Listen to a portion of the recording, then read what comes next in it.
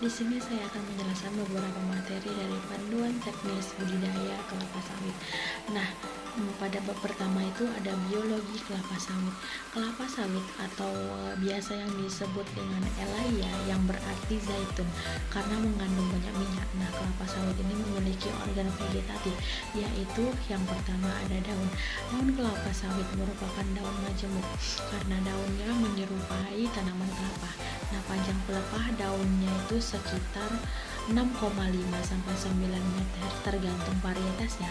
Jumlah anak daun pada setiap pelepah itu berkisar 250 sampai 400 helai.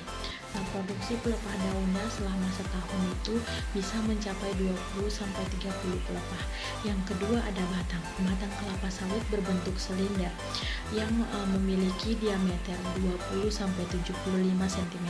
Nah, tinggi batangnya ini bertambah sekitar 45 sampai 60 cm tergantung varietasnya.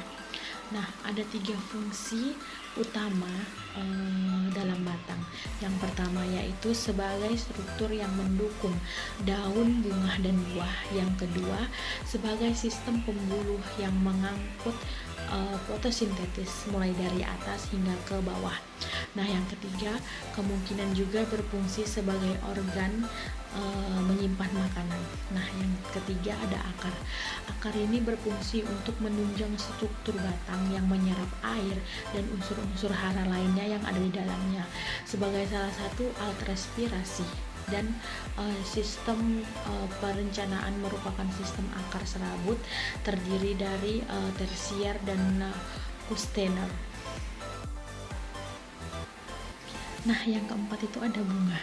Bunga di sini muncul dari ketiak daun dan setiap ketiak daun itu hanya dapat menghasilkan satu inflorescence atau bunga majemuk. Nah, yang kelima ada buah. Buah atau berondolan terdapat di dalam satu tandan.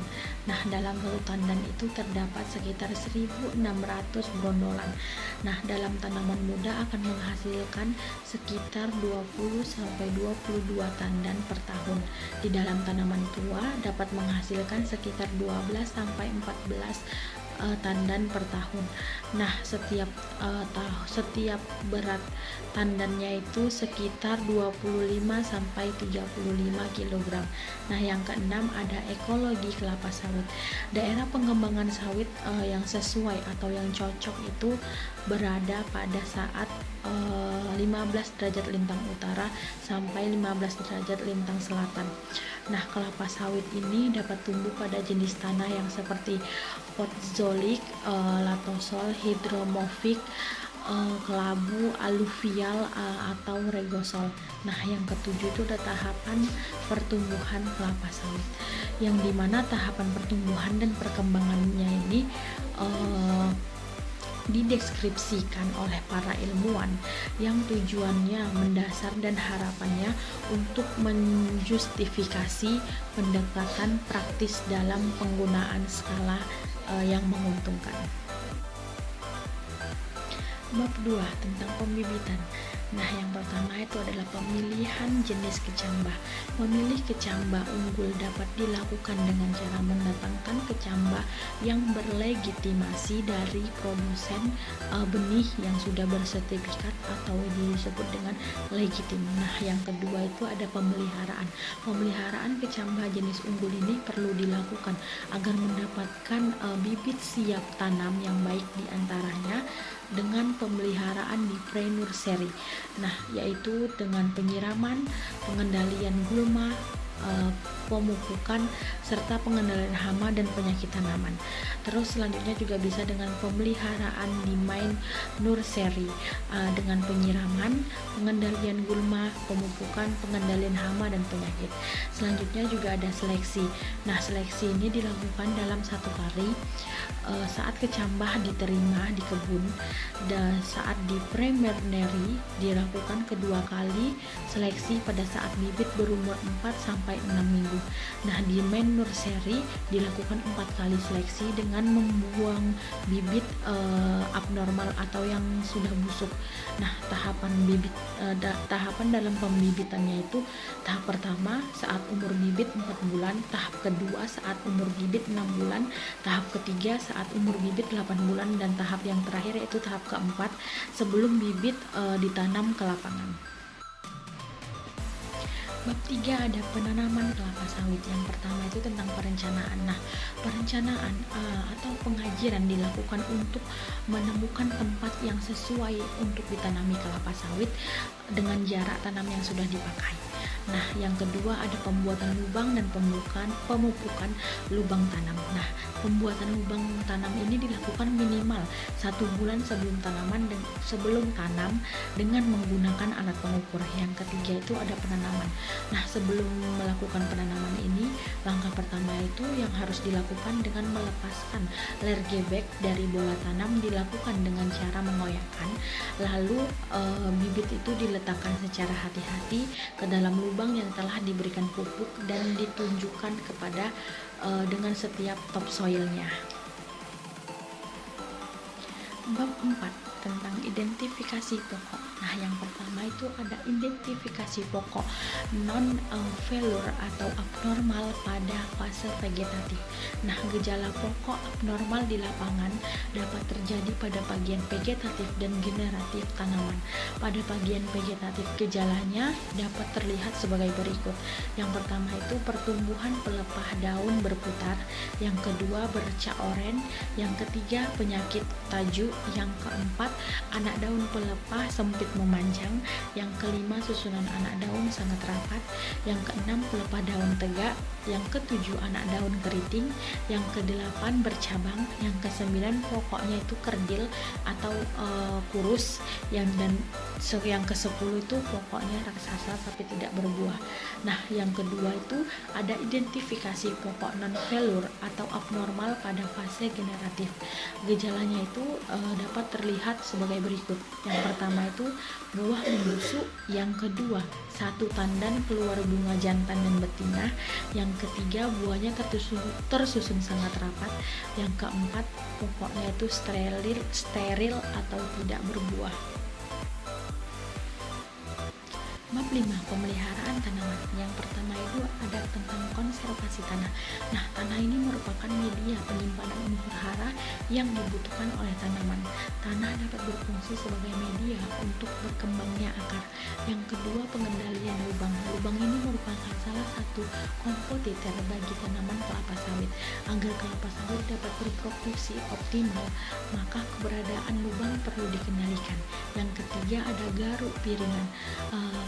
Keberadaan gulma pada piringan kelapa sawit itu dapat menyulitkan tentang pemeliharaan tanamannya. Kondisi piringan yang bersih dari gulma juga menghindarkan tanaman dari serangan hama dan infeksi penyakit lainnya. Yang keempat itu ada penyemprotan piringan pasar pikul dan TPH, salah satu untuk mengurangi populasi gulma di perkebunan kelapa sawit, yaitu dengan penyemprotan herbisida. Yang kelima itu ada tentang pembongkaran tumbuhan pengganggu atau BTP. Nah, tumbuhan berkayu ini merupakan gulma yang sulit diberantas oleh karena itu pembongkaran tumbuhannya itu biasanya dilakukan secara manual.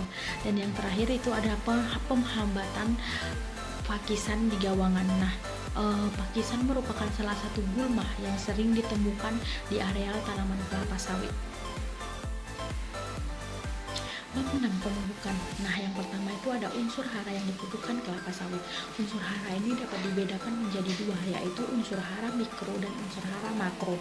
Nah, unsur hara makro adalah unsur yang dibutuhkan tanaman dalam jumlah yang banyak. Sedangkan unsur hara mikro ini unsur yang dibutuhkan tanaman dalam jumlah sedikit. Yang kedua itu ada gejala kekurangan unsur hara. Nah, kelapa sawit ini mengalami defisiensi hara dapat menunjukkan gejala yang beragam. Nah, Gejala yang dapat ditimbulkan akibat kekurangan unsur hara ini, yang pertama itu ada nitrogen, yang kedua fosfor, yang ketiga ada kalium, yang keempat magnesium, dan yang terakhir adalah boron. Nah, yang ketiga itu ada pengambilan contoh daun. Nah, pengambilan contoh daun ini dilakukan untuk melihat kandungan unsur hara pada tanaman kelapa sawit secara akurat atau secara detail. Nah, yang keempat itu adalah pemupukan. Pemupukan ini bertujuan untuk menambah kandungan hara yang dibutuhkan tanaman agar tanaman dapat tumbuh secara optimal. Bab 7 ada hama dan penyakit. Nah, yang pertama itu pengamatan. Di sini untuk mengetahui adanya hama dan penyakit pada tanaman kelapa sawit, maka kita memerlukan pengamatan.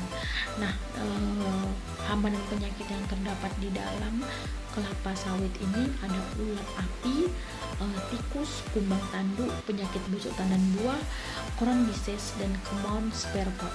Untuk menanganinya itu, kalau untuk ulat api itu kita dapat mengendalikan populasinya, untuk tikus kita bisa menurunkan populasinya, untuk kumbang tanduk kita bisa mengendalikan populasinya, dan untuk penyakit busuk tandan buah kita bisa menurunkan populasinya, untuk koron disease kita bisa menurunkan populasi penyakit tajuknya, dan yang terakhir tentang kemon spare pot, kita juga bisa menurunkan penyakit busuk pucuk.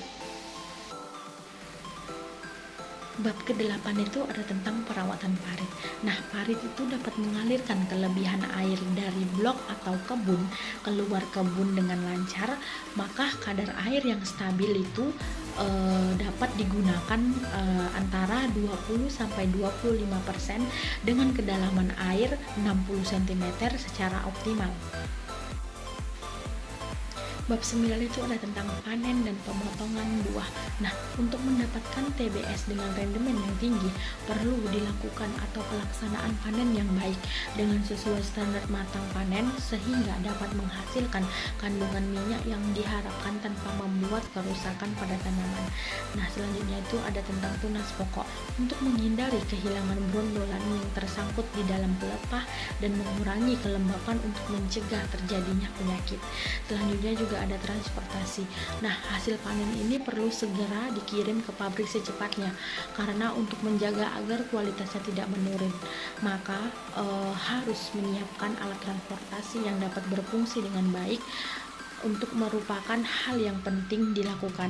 Nah, yang terakhir itu ada pemeliharaan jalan. Nah, dengan kondisi jalan yang baik dan terawat dapat membantu melancarkan proses pengangkutan hasil panen dengan tepat waktu.